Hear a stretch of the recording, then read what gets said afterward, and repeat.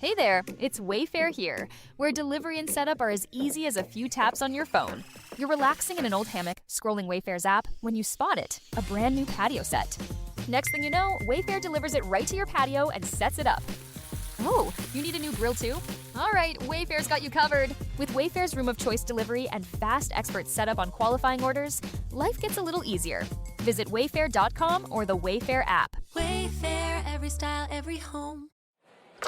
I feel like I'm getting robbed when I bet the finals on a sportsbook. Dude, delete that app. You need to be using Polymarket. Polymarket? Polymarket is a prediction market, not a sportsbook. You trade against other fans, not the house. That means more money for you and less for greedy sportsbooks. Even during the finals? Especially during the finals. You can even trade on whether Trump or Chalamet will attend the games. No way. What's the catch? No catch, and it's available in all 50 states. Polymarket is so confident you'll never go back, they're giving you $50 free on your first trade. I'm deleting my sportsbook app. How do I get started? Download Polymarket now and use promo code BUZZ for $50 free for your first trade. Stop letting sportsbooks steal from you. Download Polymarket and use promo code BUZZ for $50 free on your first trade. Use promo code BUZZ. Trading not available in all jurisdictions. Check local regulations before trading. Restrictions and eligibility requirements apply. Jalen Brunson, allow him to operate at the top, 101. Brunson gets it, fires up a three. Shot no good, the chip, it's gone! It's gone! It's gone! With 1.2 remaining, Knicks take the lead. OG Anunoby, and it's 107-106. The one that inbounded, nobody guarded him, and he went right to the rim. Perfect timing. But now the Spurs have a chance with San Antonio. Well, listen, with Victor Wembanyama, obviously the rim roll is a problem because of his length. You've got a cleft foot. He can also just step back and shoot a clean shot at 7'5" as well. Remember, there's no goaltending on an inbounds play. There you go. That is Mike Breen and the crew giving the call of an amazing ending to Game 4, largest comeback ever in NBA Finals history. The Knicks erased a 29-point deficit to beat the Spurs 107-106. New York takes the 3-1 series lead. They can close it out tonight. Game 5, 6:30. What a series it's been, man. Amazing. What a series it has been. From Game 1 to Game 2 to then the loss at Madison Square Garden for the Knicks, and then you have the comeback of all comebacks, the biggest comeback in NBA Finals history. It has been absolutely phenomenal basketball to watch through and throughout, but obviously we'll focus on the most recent game, which was that 29-point comeback for the New York Knicks. I think one of the crazy things about this series is how close every game has been, or most of the games, you kind of think of a signature moment in every game. Obviously, this one, the tip in by OG Anunoby to take the lead, tremendous effort, but then you think of the disastrous turnover from De'Aaron Fox when he has the breakaway, he chooses to go up for the layup, he gets blocked by OG, and that cost them the game, essentially. There's been a lot of discourse online about he should have dribbled out the clock. There was like 13 seconds left. He wasn't going to dribble out the clock. I mean, maybe he gets fouled and goes to the free throw line. Maybe. I'm not kidding. I don't have a problem with taking the shot. I'm going to be honest. I really do not have a problem with De'Aaron Fox taking the shot. There's 11.5 when I'm watching the replay. 11.5 seconds left when he goes up, so it's still a lot of time to dribble out the clock. I don't have a problem with taking the shot there. On the fast break, you're one of the fastest players in the league. You don't expect to get caught by OG. He's also trying to draw the foul. I get it. I really, really do. It's just a great hustle play. It is a great hustle play, and I think for me the biggest thing is just how poor the Spurs were in that second half, and we had this conversation a little bit earlier last week, Christian, where the Spurs are a young team. The Spurs, a lot of them, if not most of them, are in this situation for the first time, and I think that entire second half, especially as the Knicks are starting to mount that comeback, the age continues to show on this team. Of course. And the lack of experience continues to show on this team. Love the ending though. The pop for Madison Square Garden. Yeah. And the fans cheering on the broadcast. It was special to watch that shot from OG Anunoby. It was special to hear the crowd, and to ultimately see the comeback. It was a very, very fun basketball game to watch. I will admit I stopped flipped the channel when it was about 25. When we were up 25, because it's supposed to be over, right? And so I'm like, you know what? And then I get the notification from ESPN that says that the comeback is started. And then so I think halfway through the third quarter, I went back and finished the game. You got to watch it. And you never know what's going to happen. How many times now have the Knicks done that? I mean, there was a 22-point deficit against Cleveland. Right. In the conference finals, and then they do this in the finals. And, yeah, you can't count them out. But I like that you bring up the inexperience of San Antonio. I mean, they were red hot from the three, especially in the first half. And they just assumed that would keep going, and that's part of what buried themselves in the second half. So they just kept chucking threes, assuming that eventually they're going to start dropping. Yeah, this is a team that, they have not been here. They have not been to the playoffs. They have not been, much less to the finals until this season. And to get to this point, they've relied on Victor Wembanyama having some of the best games that we have ever seen from an individual, at least in recent NBA playoffs history, right? He's up there with, like, the Cavs' LeBron James as carrying his team. But he gets to the finals, and he's just not doing that. Superman has lost his cape, right? He's just not doing what he needs to do offensively.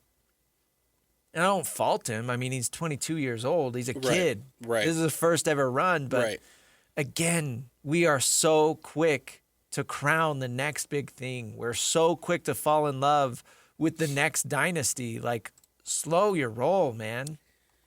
I wish I would have saved this because I saw a tremendous statistic about the final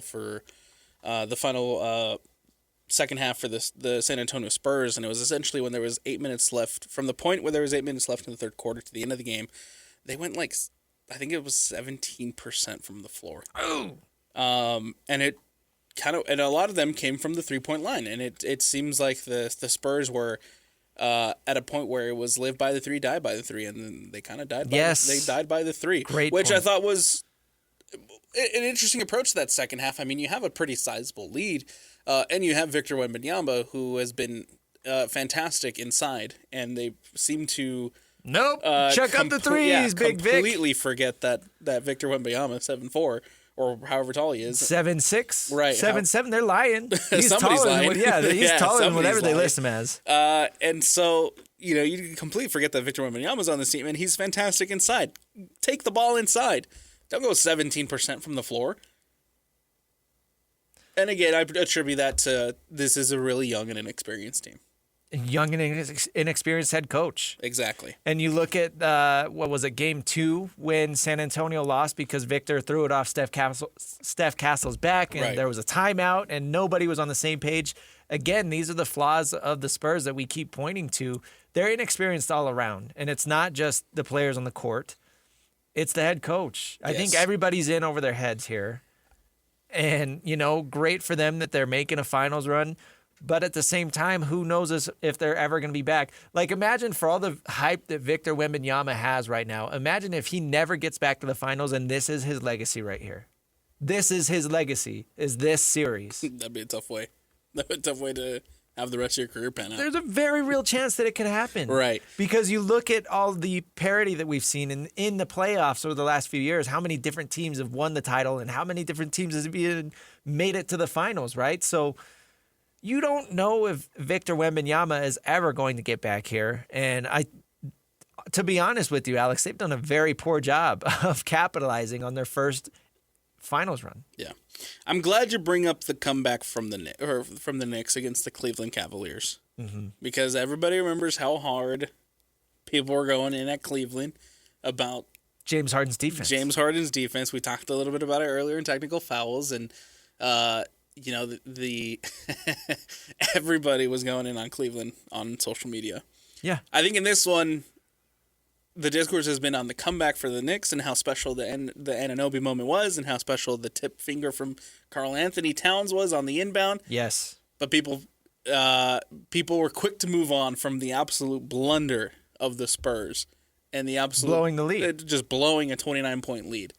I think in the same breath, we should be having the same conversation that people were about having about Cleveland when the Cavaliers blew that massive lead against the Knicks. I think part of the difference is that was game 1 of the series. That's true. That was game 4 for New York to go up 3-1. Yes. So it's not like, who's going to win the series? You never know. This was a team that had been clearly outplaying the Spurs, even though the games have been close. Like I said, I mean, it's clear that they have been outplaying the Spurs. So when they come back in game 4, it's like that's the nail in the coffin, and you're like, oh, yeah, of course they blew the lead. Because to your point, they're young, they're inexperienced. They don't know what they're doing out there. So I think it's going to get closed out tonight. I don't care that it's in San Antonio. I know a lot of people are picking the Spurs to win, to stay alive by one game. No, I don't think they care at this point. Well, and that's the big question I have going into this game tonight is after blowing that type of lead and after, again, attributing it to the inexperience, how does a young head coach get his young team to quickly move on and focus up on Game 5? Yeah, I'm curious to see how Victor Wembanyama responds because to be honest with you, I have hated what he's done for his image around the league throughout this playoff run. He has chosen to turn heel, like we were talking about Texas Tech. I don't know why you're making this decision. I don't know who's telling you that this is the route to take. Again, part of me thinks that he's only 22 years old. He's a young, dumb kid, and he doesn't realize what he's doing. But it's like he's coming in, and he's okay with making himself the villain, with making himself, this cool, bad, tough guy. And I'm going to throw everybody around. I'm going to elbow Naz Reid in the throat because I'm tough, right? I'm the big bad. I've been told that I was the next best thing since I was 13, 14 years old. I've been told I was the next LeBron James, right? Like, I don't get that that's why he was running with it, because Victor Wembanyama did not have a single hater coming into this NBA playoff series. And now it's like, oh, is he one of the dirtiest players in the NBA? So that's what I don't like. I don't like his personality. I don't like the way that he's come across. Yeah. And a lot of people, I saw some theory yesterday that it's because English is a second language and that's why he's so blunt and straight to the point. He speaks English fluent enough. It's not like he's barely speaking English out there. He knows what he's saying. And you don't need a second or third language to pick Jalen Brunson up and throw him across the floor. I will say, I did like his response and his reaction to being pelted with eggs heading back to the team hotel after Game 4. Unfazed, unbothered. Yeah. Just let all that egg juice all over you and then just continue on about your day. And that I don't want to mess with the man who's unfazed by eggs being thrown at him. Again, that proves, though, that like all of this crap on the court, it's just fake tough guy stuff. It's literally like there's this kid that he was on the wrestling team in high school. He was our heavyweight, right? And I was a sophomore and he was a freshman, but he was a heavyweight. He was like 6'5", probably 260, 275. And everybody knows this type of person, right? He's just so big and so much bigger and stronger than everybody. He just like takes whoever and like pins them on the floor just because he can, just to like pick on people. He's a big bully. And that's exactly what Victor Wembanyama's doing. And then, yeah, you want to be this tough guy on the court. If you get eggs thrown at you on the court and then you just want to act like it's cool and it's fine, like pick a side, bro. Are you going to be don't mess with me guy, or are you going to be Zen master who trains with the monks in the off season? Yeah, I get it. That's what's frustrating to me. Like I again, you see these kids like coming out of high school all the time that like pick a personality and they make that their whole thing, and then they hit like 25 or 26 and they're like, that was a stupid phase. Right? And I think that's where Victor Wembanyama is right now. I think when he's going to age a couple more years and be like, yeah, that was a stupid phase during my early years. That was a really stupid phase to turn heel. Oh, man. And I hope that he's not done too much damage already to his reputation, because nobody hated on Tim Duncan. Everybody liked him. Nobody wanted to hate Victor Wembanyama. People would hate the Spurs, and I get that. He did not have any haters coming into this playoff run, but down 3-1 after all this stuff that he's pulled in this playoffs, I can tell you he's made a lot of enemies, including me. There was one thing that I saw an article earlier this week where it was talking about how Victor Wembanyama is ahead in his GOAT trajectory because he's in an NBA Finals already at 2022. Already at 22 years of age. And ahead of who? Right. And it's like he still hasn't won anything. No. He still hasn't won anything, and in the biggest moments, in the biggest stage, under the biggest lights, he's crumbled. He's looked terrible in some of these games. The turnover sticks out immediately, right? You could have won that game had you not turned that over. And then, of course, now you have a blown 29-point lead, which is the biggest blown lead in the NBA Finals. And you know what? Maybe Victor Wembanyama plays 15 more years and wins 10 championships across that span and completely erases all of this, and that's fine. That conversation changes. There still is a very real chance that he wins all the rings and matches whoever and becomes the GOAT or whatever. But to sit here today and talk about it, I mean, he's been very disappointing. Yeah. I got the script, Christian. Okay. The NBA emailed me the script late last night. Which one? Your personal email or your Bonneville email? Personal. Yeah. Yeah. The hidden one. Can't use that no one can find. Yeah. Got the script last night. The Spurs win tonight in Game 5 in San Antonio. They take it back to Madison Square Garden, and the Knicks win in 6. In front of their fans. Okay. In front of MSG. Timothy Chalamet. In front of Timothy Chalamet. Chalamet You think Chalamet's flying out to San Antonio? Oh, yeah, absolutely. I haven't seen him there. I would be surprised if he's not there already. I think he should. This one's different because you have the possibility of closing it out. Right. And I think I think he should. I think there'll be a lot more Knicks celebrities. I think Kylie Jenner has a private jet. Probably. Wouldn't put it past her. Right. Wouldn't put it past her. But I do think the Spurs learned a little bit of their lessons from that loss. They end up using their home crowd to their advantage. I'm looking for a Spurs win tonight. Then they take it back to MSG for Game 6, and then the Knicks pull it off in front of their fans. I'm going opposite. I think the Knicks are going to take this one. I think they're going to raise the Larry O'Brien in front of the Spurs fans, in front of Victor Wembanyama, saying, "Look at this. Look at what you gave us." Nobody was picking the Knicks to win this series. Everybody said it's going to be the NBA champion is going to be whoever comes out of the West. Nobody gave the Knicks a chance. They're going to do it at the Spurs Stadium. I'm forgetting what it's called. In front of the nuns, in front of those models that sit behind the coach. Yeah. You know who's not going to be in San Antonio? Taylor Swift. Sure. Yeah, she won't be there. Probably not. Yeah, Knicks are winning it tonight. We'll see, man. I am excited for tonight's game, and I'm excited to see if the Spurs can respond. That's the biggest question heading into tonight. Here's a fun question: how are the Spurs going to lose this game? Dumb turnover at the end, blown lead, or are they just going to get their butts kicked? No. It'll be if they lose tonight, it'll be a wild turnover. Oh, I hope Victor Wembanyama misses another game-winning shot. And then we'll see where he's at with the GOAT conversation and his GOAT trajectory. At the bottom. Yeah. At the bottom. Yep. Okay, we got to take a break. Coming up next, we'll hit 5 minutes of World Cup is underway. It's been so much fun. Team USA won last night. We'll talk a little bit about that and more next. Stick with us. It's the Saturday Show, 97.5, the KSL Sports Zone. The grill is shot. The chairs are held together by optimism. And what happened to the rug? Sounds like your outdoor setup is not ready for patio season. Fix it all with Wayfair. Shop Wayfair for grills, rugs, furniture, and more.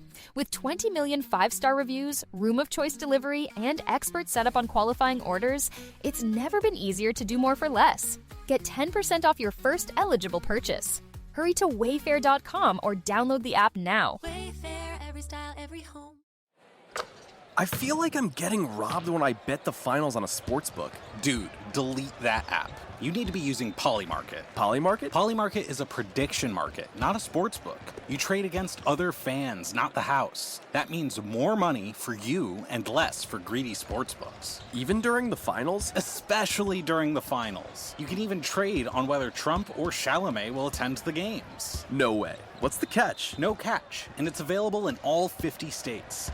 Polymarket is so confident you'll never go back, they're giving you $50 free on your first trade. I'm deleting my sportsbook app. How do I get started?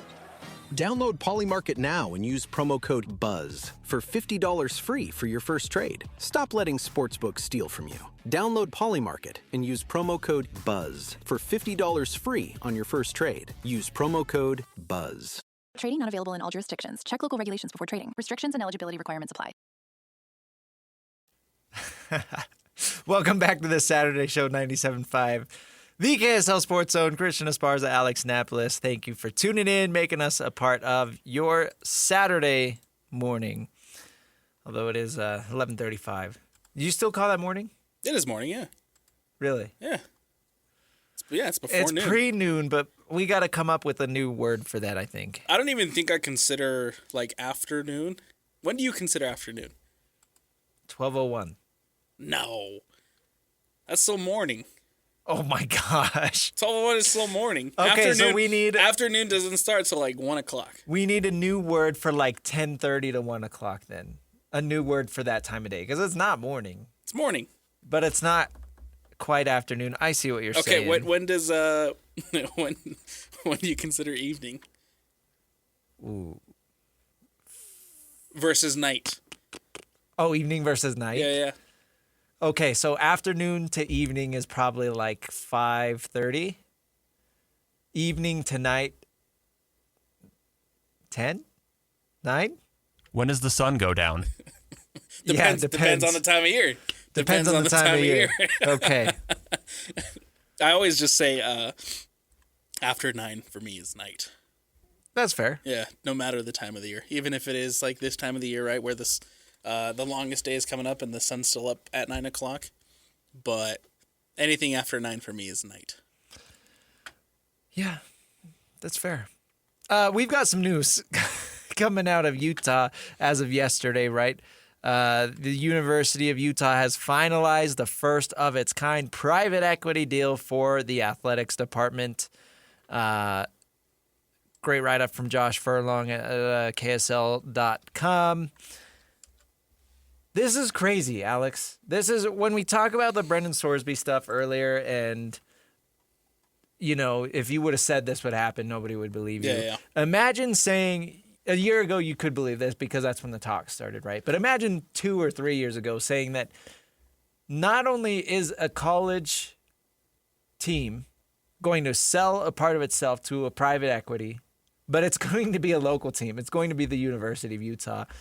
And this is ruffling some feathers, raising a lot of red flags, mainly because we know so little about it, right? They're allegedly going to join with Otro Capital.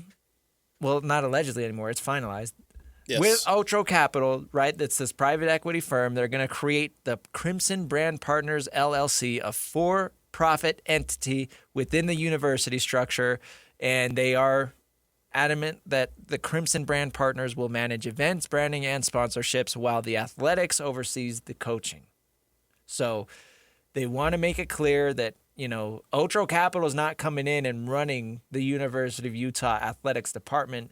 They're basically going to come in and help find out how this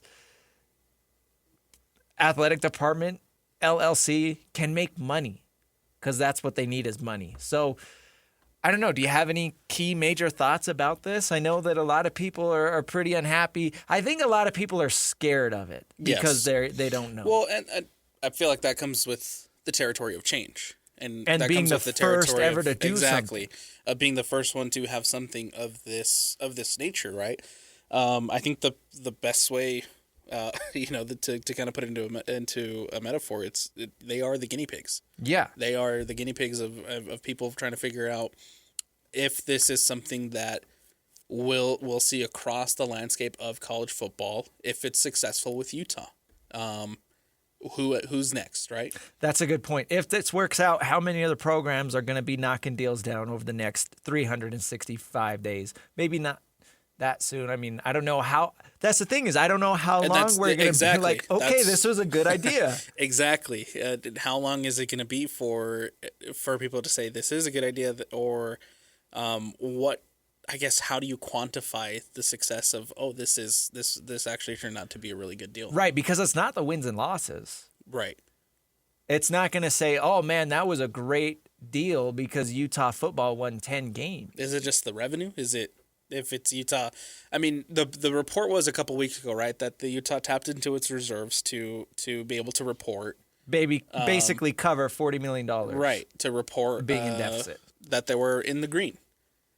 And if this, if coming out the next fiscal year, right, coming out for the report a year from today, you look back at the report and see if Utah is this new Crimson brand partners is actually making things very profitable, then maybe that's how people quantify the success. So how long do you give it? Like 1 year, 2 years, 3 years? This runs through, I believe it runs through 2030, right? I can't remember the date exactly, but I do think that even if Utah comes in and shows a surplus this upcoming fiscal year, it wouldn't surprise me if there's another school who decides that this is probably a good idea. There are a lot of smart people coming in and helping run this, including Alex Schult. He is in the leadership team. He had leadership roles with the Kansas City Royals, New Orleans Saints, and Pelicans. Joel Adams is coming in as the chief ticketing officer, several years of experience in professional leagues. Garrett Best, chief financial officer, over 20 years of finance. Matt Webb also had roles with the Saints and Pelicans. So these are people that have had high-up roles in professional leagues and experienced dealing with, revenue and generating a ton of money, right?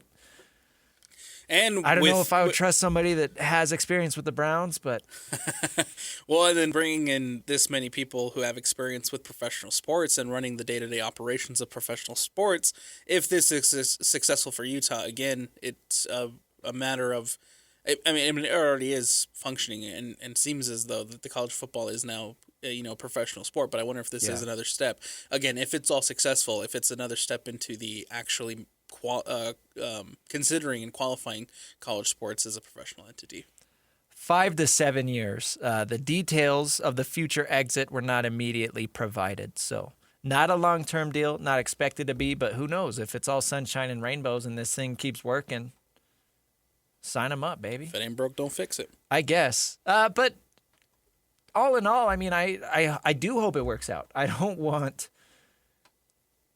the University of Utah to be a struggling program. I don't want them to be bleeding money. I don't want them to fall behind because they don't have the financial resources that BYU or Texas Tech or some of these other schools at the Big 12 level. Yeah.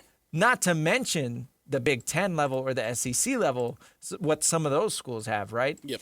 Utah's ultimate goal is to get to the Big 10. Everybody knows that. I don't think it's going to happen anytime soon. It's not going to happen because of this. I think this is just trying to get on a level playing ground as everybody in their own current conference. But this is what they have to do just to keep up with the top of the Big 12. So if things get to the point of a Super League and some sort of SEC and Big Ten, and that's it. Right? Utah wants a seat at that table. Utah wants a seat at that table, and currently they don't have the finances to keep up with Kyle Whittingham in Michigan right now, right? So maybe this turns into something more. Maybe this is just enough to keep the lights on. We don't really know the specifics of that. Yeah. But, again, if they keep winning football games, that's what matters, and that's an easy way to make money, right? Exactly. The basketball team starts winning. That's an easy way to make money. Start selling hot dogs for $15. That's an easy way to make money. $7 sodas. Yeah. I don't know how much sodas are currently, or how much they were last year, but I guarantee they're going to raise, right? Ticket prices going to raise. Yeah, it wouldn't surprise me. And you know what? You sold your soul to private equity to figure out that raising ticket prices that's part of makes money. That's part of what comes with it now being a for-profit company. Yes. With the Crimson Brand Partners now being a for-profit, it's going to be about making the profit and making sure that you're in the green. And unfortunately, for the fan experience, ticket prices going up might be a part of that. Probably by a lot. Yeah. I don't know. And that's not off any inside info. I'm just speculating off what I've seen. You know, Jersey Mike sandwiches. Yeah. Prices raised a lot. Inflation, man. Inflation and the private equity dipping their toes into the sandwich shop business. We got to take a break. Coming up next, we will hit World Cup. Team USA wins last night, their first game of the group stage. And I got a lot of takeaways about the World Cup. I've had a lot of fun so far. So we'll save that for a whole segment. Stick with us. It's the Saturday Show, 97.5, the KSL Sports Zone. The grill is shot. The chairs are held together by optimism. And what happened to the rug? Sounds like your outdoor setup is not ready for patio season. Fix it all with Wayfair. Shop Wayfair for grills, rugs, furniture, and more. With 20 million 5-star reviews, room of choice delivery, and expert setup on qualifying orders, it's never been easier to do more for less. Get 10% off your first eligible purchase. Hurry to wayfair.com or download the app now. Wayfair, every style, every home.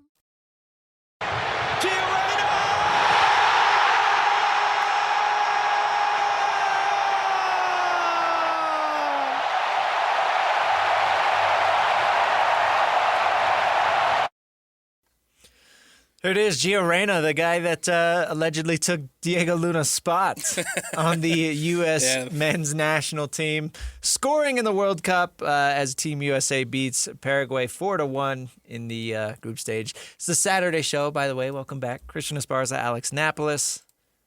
Good game last night, man, if you're an American, right? Absolutely. Very fun game. I had a lot of questions about the United States men's national team coming into this World Cup, but I think through the course of the couple friendlies that they played prior to the World Cup and obviously last night's game, a lot of those questions answered, and feeling a lot better about the U.S. chances in this edition of the World Cup. That's a Paraguay team who beat Brazil, who beat Argentina, who beat Uruguay all in qualifying. We're very, very good defensively heading into this World Cup. Paraguay beat all them, or you're saying it's Paraguay beat all them. Okay, I thought you were saying they beat Brazil beat so-and-so, no. So it's like the circle of I get what do they call it? Mediocrity? I get you.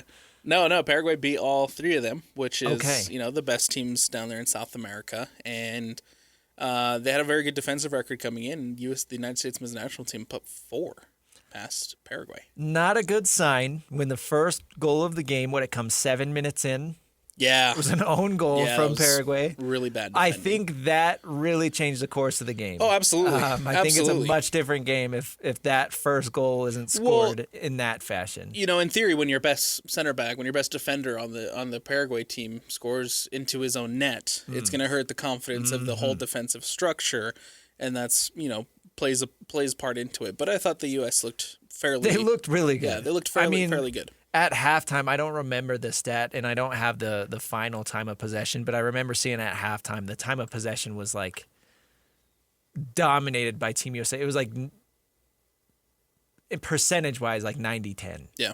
And that continued in the second half, obviously. But great first game. I wanted to talk about this as far as the World Cup, though. I am loving seeing all of the foreigners come and enjoy, not just America, but everything going on in Mexico and Canada. There's this guy that's going viral right now, this German guy who's come over to the United States, and he's hitting up everything in the South, like Waffle House, Buc-ee's. He went to a Bass Pro Shops.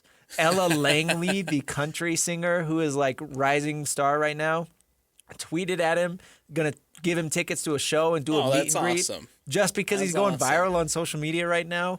I saw a tweet from a Japanese person that came to America, and he went to a Mexican restaurant, and he was blown away by the fact that you get free chips and salsa at the Mexican restaurant. Yeah. He was saying, like, I can't believe that they trust us with this free food. Like, it's crazy, all these people experiencing the American culture that people say that Americans don't have, by the way.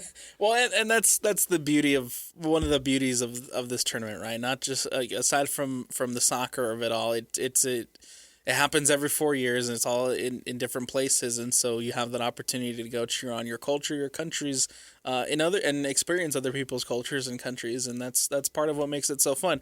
The videos this morning of Times Square in New York City just full of Brazilian fans. They're getting ready to kick off their first game of this tournament against Morocco up there at the New York, New Jersey Stadium, and Times Square is just full of people, of Brazilians just having a blast, man, having a party, and it's fun to watch. There's a big parade in Brazil every year. I forget what it's called. Oh, Carnival. Thank you. Thank you, Parker. It's like Carnival in Times Square. Yeah. Yeah, exactly. That's what it is. That's what the videos were this morning. And, my little sister, shout out to her, she brought up a really good point. She said, imagine if the Brazilians and the Knicks both win tonight. Ugh. Yeah, that Brazil game. I don't think New York is going to survive. No, it won't. Brazil-Morocco's at 4, so that game will probably be over by the time the Knicks game even tips off. Yeah. But you're right. That's a lot of chaos. Quite a time to have that many people in New York. I saw a video. Korea played in Mexico. Yes. And there was a video of Mexicans and Koreans uniting with the Gangnam Style dance. Yes. In a big crowd. So that's awesome. All these cultures just coming together. Absolutely. There's a little bit of a backstory too to the South Korea ties with Mexico. Oh yeah. Back in the 2018 World Cup, Mexico lost 3-0 to Sweden. Okay. And they needed Korea to beat Germany to make it into the next round. Uh-huh. Heung-min Son, who now plays in LAFC, the probably their biggest star, scores against Germany late in the game and essentially lets Mexico advance into the next round. That's so cool. So the festivals and the parties that were happening in Russia, who was hosting at the time with the Mexicans and the Koreans, were absolutely phenomenal. So now the Koreans get to go to Mexico, and they don't forget. They're embraced. They don't forget. They're embraced. No, they're welcoming them with open arms for what happened in 2018. And there's so many videos of just the two cultures and the two different, the different lifestyles coming together and celebrating and enjoying that moment that still everybody holds on to from 2018. And again, that's part of the beauty of this all. Mexico won their first game as well, 2-0, spacing who they played.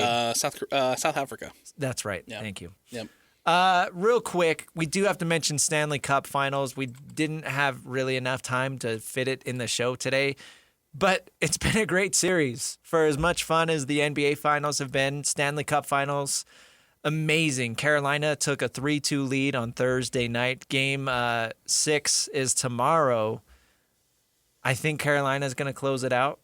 But the big storyline in this is Carter Hart and Las Vegas's goaltending, especially after how big of a brick wall he was against the Utah Mammoth and throughout the rest of the playoffs. Yeah. He's been allowing a ton of goals for Carolina throughout these playoffs.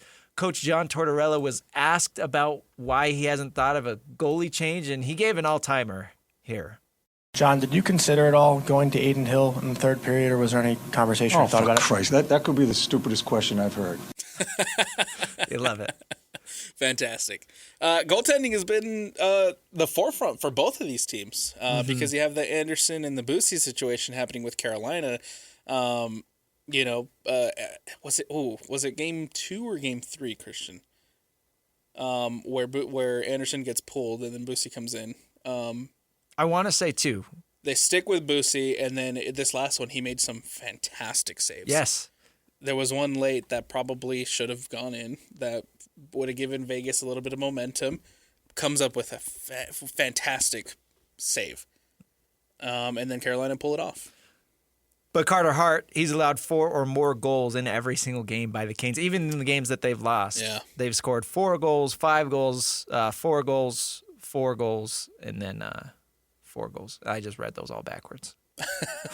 Well, and then coming into even going back to the Mammoth series and going into that one, I remember that one of the big questions was Vegas goaltending, and how they were going to hold up as they headed into the playoffs. And then Hart has a really good series against the Mammoth and has had a good playoffs overall, but now seems to be rearing its head here in probably the worst possible stage because it is the Stanley Cup final. No kidding. Right. So we will see. And Carter Hart doesn't have a lot of fans around the league. So I think a lot of hockey fans are enjoying this.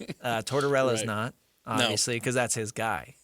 But fun playoff series, especially juxtaposing it with the NBA Finals as well. Like 2 great series for their own reasons, right? And we'll see if come Monday, both of these things are wrapped up by Monday morning. I do enjoy, I have enjoyed the Stanley Cup Finals inability to kind of tell what's going to happen because no lead is safe with either of these teams. Right. And so, you have a big lead from Vegas that gets spoiled and Carolina ends up coming back. You've seen it flip the other way where Carolina has a big lead and Vegas comes back, right?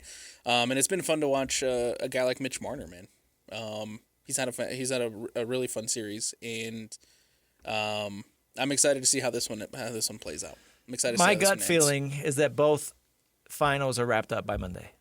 I think Carolina wins it tomorrow, New York wins it tonight. I'll agree with you on Carolina. I'm still sticking with the with your Spurs. The Knicks, my Spurs. You're a big Victor Wembanyama fan? Whoa. I'm just saying the Knicks are going to take it back to MSG. It's a dangerous game to play. It'll be fun. It would be fun. Crazy environment, and that's what I'm about. About the crazy fans. Although, however, be smart. About that action. Be smart. Don't throw eggs at Victor Wembanyama. Come on, guys. Big target. He is a big target, but hard to miss. Let's not get I don't want to wake up and see, another report about 18 people getting arrested for being not smart. Reckless? Yeah, for being a little reckless in New York. Be smart about it. Like, have fun with it, absolutely. But be smart.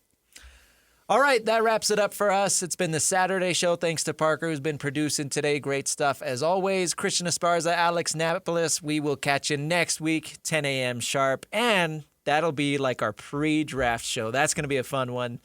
Can't wait for next week. 97.5, the KSL Sports Zone.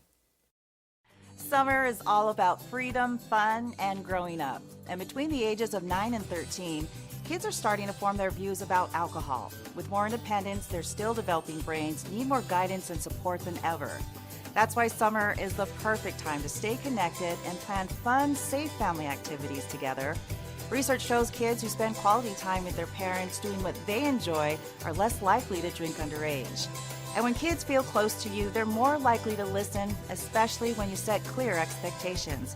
In fact, kids who drink before 15 are far more likely to struggle with alcohol later. This summer, create a no-bummer summer with fun, alcohol-free activities for your kids. Go to summer.parentsempowered.org to take a quick quiz and discover ideas tailored to your family. A little time together can make a big difference. For more information and to learn more about how to prevent underage drinking, visit parentsempowered.org. Make game day yours.